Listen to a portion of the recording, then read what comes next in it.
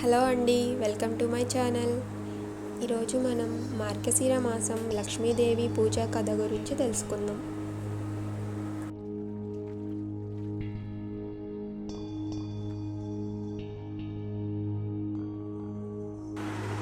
ప్రాచీన కాలంలో ఒక చిన్న గ్రామంలో ధనికుడైన దాన ధర్మాలు చేయని లోబి వ్యాపారి ఉండేవాడు. అతని భార్య మాత్రం ఎంతో భక్తిపరురాలు. ప్రతి మార్గశిర శుక్రవారం లక్ష్మీదేవిని భక్తితో పూజించేది.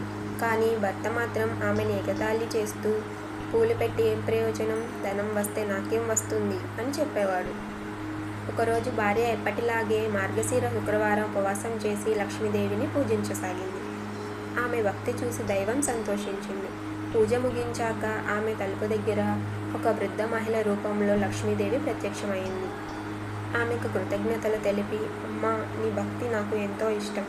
నీ ఇంట్లో శుభం ఐశ్వర్యం నిండాలని నేను ఆశీర్వదిస్తున్నాను అని చెప్పింది.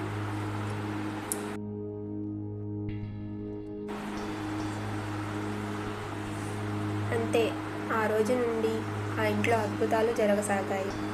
ఇంతవరకు రోజు తక్కువగా ఉండే అన్నం, వస్త్రాలు, ధనం ఒక్కసారిగా పుష్కలంగా రావడం ప్రారంభమైంది.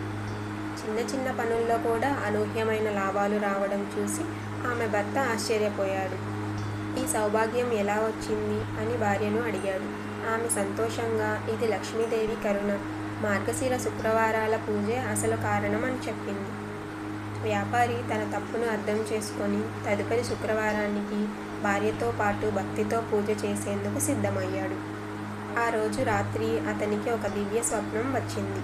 అందులో లక్ష్మీదేవి ప్రత్యక్షమై, లోభం అహంకారం ఉన్న చోట నేను ఉండను, పరమ శ్రద్ధ, దానం, ధర్మం ఉన్న చోటే నేను నిలుస్తాను.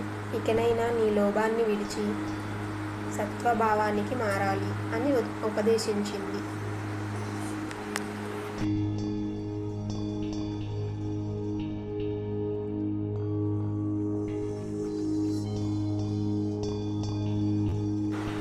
అతను ఉదయమే లేచి దైవచింతనతో మారిపోయాడు.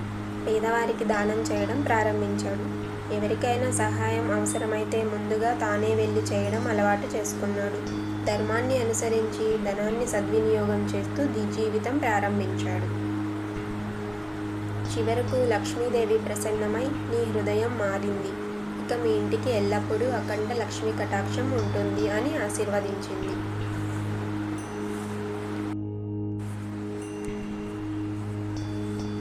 ఈ కథ యొక్క నీతి ఏమిటంటే, లక్ష్మీదేవి కటాక్షం భక్తికి, శుద్ధ హృదయానికి, దానానికి, ధర్మపథానికి మాత్రమే లభిస్తుంది. లోభం, అహంకారం, అజ్ఞానం ఉన్న చోట ఏ దేవత కూడా నిలవదు. మార్గశిర శుక్రవారాలలో శ్రద్ధగా చేసే పూజ మాత్రమే కాదు, మన మంచి నడవడిక కూడా దేవి కృపకు కారణం అవుతుంది.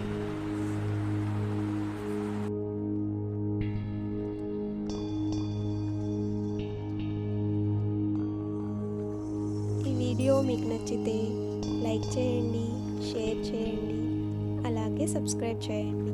Thank you.